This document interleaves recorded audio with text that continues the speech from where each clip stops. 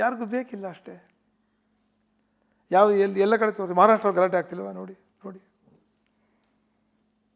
ಎಲ್ಲಿ ಗಲಾಟೆ ಇಲ್ಲ. ಆಯಿತು, ಈಗ BJP ಡೆಲ್ಲಿಲಿ ಗೆಲ್ತು, ಅಲ್ಲೇ ಎಲ್ಲ ಸುಗಮವಾಗಿ ನಡೀತಾ ಇದೆಯಾ? ಅಲ್ಲೂ ಕೂಡ ತಮಗೆ ಕಾಣ್ತಾ ಇಲ್ಲ ಇದ್ರಿಗೆ. ಪಂಜಾಬ್ ನಡೀತಾ ಇದೆಯಾ, ಹರಿಯಾಣ ನಡೀತಾ ಇದೆಯಾ? ಇದಕ್ಕೆಲ್ಲ ಒಂದೇ ಉತ್ತರ ಕೊಡ್ತೇನೆ ನಿಮಗೆ. ಇಲ್ಲೂ ಕೂಡ ನಾನು ಕಳಕಳಿಯಿಂದ ಪ್ರಾರ್ಥನೆ ಮಾಡ್ತೇನೆ. ಸಿದ್ದರಾಮಯ್ಯ ನನಗೆ ಪರಿಚಯ ಇದೆ, ಅರೇ ನಾನು ಅವ್ರನ್ನೇನು ಕೇಳೋಕ್ಕೆ ಹೋಗಿಲ್ಲ, ನಾನು ಯಾರನ್ನು ಕೇಳೋ ಅಭ್ಯಾಸ ಇಲ್ಲ. ದೇವರಾಜ ಅವಸ್ಥೆ ಏನು ಕೇಳಿಲ್ಲ ನಾನು.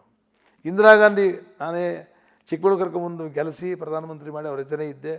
ಧರ್ಮಸ್ಥಳದ ಪಶುಬಂಟ ಕೊಟ್ಟಿದ್ದೇನೆ. ನಾನು ಯಾವತ್ತೂ ಏನು ಕೇಳೋದು ಅಭ್ಯಾಸ ಇಲ್ಲ. ನಮ್ಮ ತಂದೆಗೆ ಮಾತು ಕೊಟ್ಟಿದ್ದೆ, ಯಾರು ಬಂದೆ ಭಿಕ್ಷೆ ಬೇಡಲ್ಲ ಅಂತ. ನಾನು ಯಾರನ್ನೂ ಭಿಕ್ಷೆ ಬೇಡಲ್ಲ, ಯಾರ ಮನೆಗೆ ಹೋಗಿಲ್ಲ.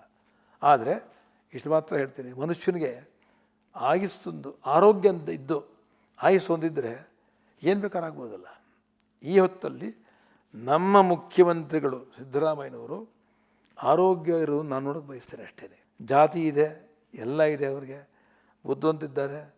ಇಷ್ಟು ವಿಶೇಷವಾದ ಅವಧಿಯಲ್ಲಿ ಅವರಷ್ಟು ಹಣಕಾಸಿನ ಬಜೆಟ್ ಕೀರ್ತಿ ಗಳಿಸಿದ್ದಾರೆ, 7 ವರ್ಷ ಮಾಡಿದ್ದಾರೆ.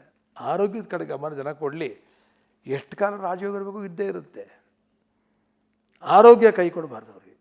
ಯಾವತ್ತು ರಾಜ್ಯಗಳಲ್ಲಿ ಯಾವ ಮುಖ್ಯಮಂತ್ರಿಗಳ ಪ್ರಧಾನಮಂತ್ರಿ ಆಗಲಿ ಅವರು ಬಳಲಿದ್ರೆ, ಆರೋಗ್ಯ ಕೆಟ್ಟಿದ್ರೆ ಆ ರಾಜ್ಯದಲ್ಲಿ ದುಃಖ ಬರುತ್ತೆ, ದಾರಿದ್ರ್ಯ ಬರುತ್ತೆ. ಕುತ್ಕೊಂಡು ಬಜೆಟ್ ಮಂಡಿಸಿದ್ರೆ ಈ ಬಾರಿ ಅಲ್ವಾ ನೋಡಿ. ಅದರಿಂದ ನಮ್ಮ ಮುಖ್ಯಮಂತ್ರಿಗಳು ಆರೋಗ್ಯವನ್ನು ಕಾಪಾಡಿಕೊಂಡು ಇರಬೇಕಾದ್ರೆ ಆರೋಗ್ಯಕ್ಕೆ ಪ್ರಾಧಾನ್ಯತೆ ಕೊಡಲಿ. ಆದರೆ ನನ್ನಂಥದ್ದು ಅವರು, ನಾನು ಕೆಟ್ಟವರು ಅಂತ ಹೇಳಲ್ಲ, ಸಮಯೋಚಿತವಾಗಿ ಕೆಲಸ ಮಾಡ್ತಾರೆ ನೋಡಿ. ಪ್ರಬುದ್ಧತೆಯಿಂದ ಅವರೇ ಬಿಟ್ಕೊಟ್ಟು ಹೋಗ್ತಾರೆ. ಅವರಿಗೆ ಯಾರೇನು ಬೇಕಾದ್ರೂ ಹೇಳಲಿ. ಯಾರು ಬಿಟ್ಕೊಡ್ತಾರೆ? ಯಾರು ಅವರ ಯಾರಿಗೆ ಮಾತು ಕೊಟ್ಟಿದ್ದಾರೋ ಕಾಂಗ್ರೆಸ್ ಹೈಕಮಾಂಡ್ನಲ್ಲಿ, ನೀವರ್ಧ ಭಾಗ ಇವರ್ಧ ಭಾಗ ಅಂತೇಳಿ ಅವರೇ ಕರೆದು ಕೊಟ್ಬಿಟ್ಟು ಹೋಗ್ತಾರೆ. ಅವರೇ DK ಶಿವಕುಮಾರ್ ಅವರು ಯಾವುದೇ ಕಾರಣಕ್ಕೂ ಕೂಡ CM ಆಗಬಾರ್ದು ಅಂತೇಳಿ ಒಂದಷ್ಟು ಜಟಾಪಟಿಗಳು ನಡೀತಾ ಇದೆ. ಅದು ನಡೀಲಿ ಬಿಡಿ, ಅದಕ್ಕೇನಂತೀಗ. ಒಂದು ತಂದೆ ಮಕ್ಕಳೇ ಹೊಂದ್ಕೊಂಡಿರೋಲ್ಲ. ಅಣ್ಣಂಗೆ ಜಾಸ್ತಿ ಕೊಟ್ಟರೆ ಅಪ್ಪ ತಮ್ಮಂಗೆ ಕೊಡಲಿಲ್ಲ, ಹೆಣ್ಮಕ್ಳು ನಮಗೇನು ಕೊಡಲಿಲ್ಲ ಅಂತ ಜಗಳ ಮಾಡ್ತಾರೆ. ಇಂಥ ಒಂದು ರಾಜ್ಯದಲ್ಲಿ ಏನು ಅಷ್ಟು ಮಾತ್ರ ಇದೆ? ಹೇಗೆ ಲೆಕ್ಕಾಚಾರ? DK ಶಿವಕುಮಾರ್ ಅವರ ಈ ವರ್ಷದ ಭವಿಷ್ಯ ಹೇಗಿದೆ? 11ನೇ ಮನೆಗೆ ಶನಿ ಬರ್ತಾನೆ ಏನೇ. ಈ 2 ದಿವಸ, ಗುರುವಾರ ಆಗೋದು, ಶುಕ್ರವಾರ ಶನಿವಾರ 11ನೇ ಮನೆಗೆ ಬರ್ತಾನೆ. ಆದರೆ ಸಮಾಧಾನ ಇರಬೇಕು, ಶಾಂತಿ ಇರಬೇಕು, ಒಂದು ಚೂರು ಮಾತಾಡಬಾರ್ದು. ಮೌನವಾಗಿದ್ದರೆ ರಾಜಲಕ್ಷಣ, ಅದು ಮಾತಾಡಿದ್ರೆ ದುರ್ಬುದ್ಧಿಯ ಲಕ್ಷಣ. ವಿಕಾರದ ಮನಸ್ಸು ತೋರಿಸ್ಬಾರ್ದು ಯಾರಿಗೂ. ವಿಕಾರ ಯಾಕೆ ಬೇಕು ನಿಮಗೆ? ಬರೋದು ತಡೆಯೋಕ್ಕಾಗುತ್ತಾ? ಆಗಲಿಲ್ಲ. ಆಯಿತು, ಅವನು ಕಷ್ಟಪಟ್ಟ ಎಲೆಕ್ಷನ್ಲಿ ಬೇಕಾದ ದುಡ್ಡು ಖರ್ಚು ಓಡಾಡಿದ್ದಾನೆ, ಮಾಡಿದ್ದಾನೆ. ಸಿದ್ದರಾಮಯ್ಯವ್ರು ಅಷ್ಟ ಕಷ್ಟಪಟ್ಟಿದ್ದಾರೆ, ಅವನು ಆಗಕ್ಕಾಯ್ತಾ? ಆಗಲಿಲ್ಲ. ಅವ್ರು ಸಿದ್ದರಾಮಯ್ಯವ್ರ ಕೈ ಹೊಟ್ಟೋಯ್ತು. ನಾನು ಮಾತ್ರ ಯಾವತ್ತೂ ಸಿದ್ದರಾಮಯ್ಯ ಇದ್ದಾರೆ, ಅವ್ರು ಹೋಗಬೇಕು, ಶಿವಕುಮಾರ್ ಆಗಬೇಕು ಅಂತ ಹೇಳಿ ನಾನು ಯಾವ ಇಂಟರ್ವ್ಯೂಲಿ ಹೇಳಿಲ್ಲ, ಹೇಳೋದು ಇಲ್ಲ. ನಾನು ನಿನ್ನ ಕಾಲ ಬಂದಿಲ್ಲ ಅಷ್ಟೇ, ಬರಲಿ ಸುಂದರ. ಮೇ 13 ಗುರುಬಲ ಬರುತ್ತೆ. ಅವರೇ ಸಂಯಮ ಒಂದು, ಅವ್ರಿಗೆ ಒಂದೇನೋ ದೇವರೇ ಬುದ್ಧಿ ಕೊಟ್ಟು ಅವರೇ ಒಳ್ಳೆಯ ರೀತಿ ಅವನು ಕೊಟ್ಟು ಆಶೀರ್ವಾದ ಮಾಡಿ ಹೋಗ್ತಾರೆ ಅಂತ ಖಡಾಖಂಡಿತ ನಾನು ಹೇಳಬಲ್ಲೆ. ಅವನು ಸಿದ್ದರಾಮಯ್ಯನವ್ರ ಆಶೀರ್ವಾದ ತೊಗೊಂಡೇ ಆ ಸ್ಥಾನದಲ್ಲಿ ಕೂತ್ಕೋಬೇಕು ನನ್ನ ಬಯಕೆ. ಅವನಿಗೆ ಅವರೇ ಗುರು ಅಲ್ವಾ? ಹೌದು, ಕೃಷ್ಣ ನನ್ನ ಗುರು ಅಂತ ಹೇಳ್ತಾನೆ. ಹೌದು, ಕೃಷ್ಣ ಅವರು ಇದ್ದಾರೆ. ಕೃಷ್ಣ ಇರಲಿಲ್ವಲ್ಲ? ಕೃಷ್ಣನ ಕಾಲದಲ್ಲಿ ಮುಖ್ಯಮಂತ್ರಿ ಯಾಕಾಯ್ತು? ಆಗಲಿಲ್ವಲ್ಲ ಅವನು? ನೀವೇ ಅಸೆಂಬ್ಲಿ ಏನು ಮಾಡೋದು ನೀವು ಕೇಳಿಸ್ಕೊಂಡಿದ್ರಲ್ಲ ನೀವು. ಆಗ್ತಾನೆ. ಸಂಯಮ ಇರಬೇಕು. ಯಾರ ಹತ್ರ ನಾವು ಕಿತ್ಕೊಳ್ಳೋಕೆ ಹೋಗಬಾರ್ದು. ನಮಗೆ ಕೊಡಬೇಕು ಅನ್ನೋ ಬುದ್ಧಿ ದೇವರು ಕೊಡಲಿ ಪ್ರಾರ್ಥನೆ ಮಾಡಬೇಕು. ನಾನು ಅಷ್ಟೇ ಪ್ರಾರ್ಥನೆ ಮಾಡ್ತೀನಿ.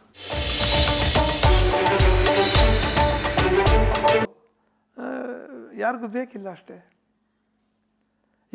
ಎಲ್ಲ ಕಡೆ ತೋರಿಸಿ. ಮಹಾರಾಷ್ಟ್ರ ಗಲಾಟೆ ಆಗ್ತಿಲ್ವ ನೋಡಿ ನೋಡಿ, ಎಲ್ಲಿ ಗಲಾಟೆ ಇಲ್ಲ. ಆಯಿತು, ಈಗ BJP ಡೆಲ್ಲಿಲಿ ಗೆಲ್ತು, ಅಲ್ಲೇ ಎಲ್ಲ ಸುಗಮವಾಗಿ ನಡೀತಾ ಇದೆಯಾ? ಅಲ್ಲೂ ಕೂಡ ತಮಗೆ ಕಾಣ್ತಾ ಇಲ್ಲ ಇದ್ರಿಗೆ.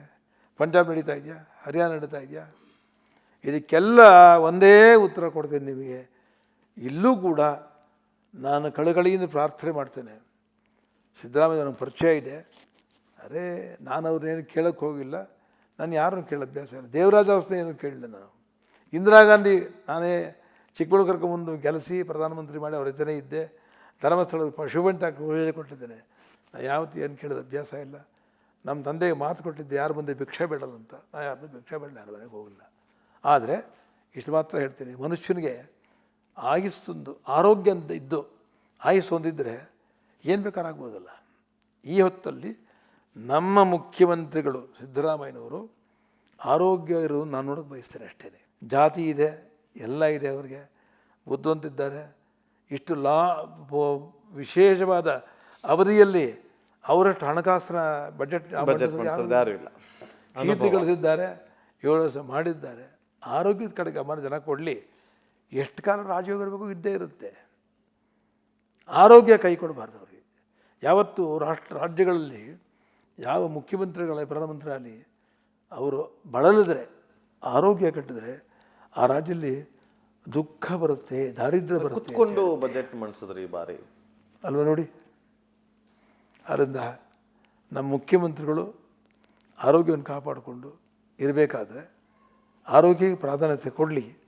ಆದರೆ ನನ್ನಂಥದ್ದು ಅವರು, ನಾನು ಕೆಟ್ಟವರು ಅಂತ ಹೇಳಲ್ಲ, ಸಮಯೋಚಿತವಾಗಿ ಕೆಲಸ ಮಾಡ್ತಾರೆ ನೋಡಿ.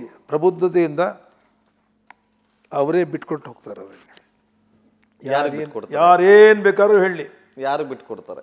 ಯಾರು ಅವರ ಯಾರಿಗೆ ಮಾತು ಕೊಟ್ಟಿದ್ದಾರೋ ಕಾಂಗ್ರೆಸ್ ಹೈಕಮಾಂಡ್ನಲ್ಲಿ, ನೀವು ಅರ್ಧ ಭಾಗ ಇವು ಅರ್ಧ ಭಾಗ ಅಂತೇಳಿ ಅವರೇ ಕರೆದು ಕೊಟ್ಬಿಟ್ಟು ಹೋಗ್ತಾರೆ. ಅವರೇ ಡಿ ಕೆ ಶಿವಕುಮಾರ್ ಅವರು ಯಾವುದೇ ಕಾರಣಕ್ಕೂ ಕೂಡ CM ಆಗಬಾರ್ದು ಅಂತೇಳಿ ಒಂದಷ್ಟು ಜಟಾಪಟಿಗಳು ನಡೀತಾ ಇದೆ. ಅದು ನಡೀಲಿ ಬಿಡಿ, ಅದಕ್ಕೇನಂತೀಗ. ಒಂದು ತಂದೆ ಮಕ್ಕಳೇ ಹೊಂದ್ಕೊಂಡಿರೋಲ್ಲ. ಅಣ್ಣಂಗೆ ಜಾಸ್ತಿ ಕೊಟ್ಟರೆ ಅಪ್ಪ ತಮ್ಮಂಗೆ ಕೊಡಲಿಲ್ಲ, ಹೆಣ್ಮಕ್ಳು ನಮಗೇನು ಕೊಡಲಿಲ್ಲ ಅಂತ ಜಗಳ ಮಾಡ್ತಾರೆ. ಇಂಥ ಒಂದು ರಾಜ್ಯದಲ್ಲಿ ಏನು ಅಷ್ಟು ಮಾತ್ರ ಇದೆ, ಹೇಗೆ ಲೆಕ್ಕಾಚಾರ? ಡಿ ಕೆ ಶಿವಕುಮಾರ್ ಅವರ ಈ ವರ್ಷದ ಭವಿಷ್ಯ ಹೇಗಿದೆ?